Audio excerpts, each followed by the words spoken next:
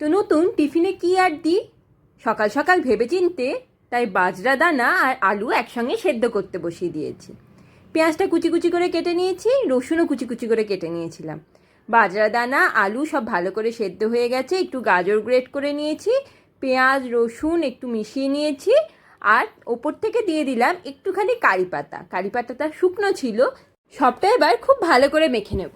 লাস্টে একটুখানি বেসনও দেবো আমি, তাহলে ব্যাপারটা বেশ টাইট হয় আর বেশ ভালো করে শেপ দেওয়া যায়। তারপরে অল্প করে তেল ব্রাশ করে দিয়ে ঢুকিয়ে দেবো এয়ার ফ্রায়ারে। এটা কিন্তু তাওয়াতেও খুব সুন্দর হয়। অল্প তেল দিয়ে এপিট ওপিট করে একদম অল্প আঁচে বেশ সময় নিয়ে এটা করলে খুব সুন্দর হয় খেতে, মুচমুচেও হয়। আগে আমি তাওয়াতেই কিন্তু করতাম। বেকিং পেপারটা কেটে নিলাম, এরপরে আমি এটা এয়ার ফ্রায়ারে দিয়ে দেবো। আর দেওয়ার আগে একটুখানি করে তেল এই কাবাবগুলোর ওপরে বুলিয়ে নেব। ওগুলোকে এয়ার ফ্রায়ারে দিয়ে চলে এসেছি ইস্ত্রি করতে। সকাল সকাল এইদিকে কাজ করতে গেলে এইদিকে দেরি হয়ে যায়। ঝটপট তাই ইস্ত্রিটা করে ওকে ধরিয়ে দিয়ে আবার ছুটবো রান্নাঘরে। ভাত আর মাছের ঝোল রাতেই করা ছিল, ঝটপট করে গিয়ে ওকে আগে দিয়ে দিলাম।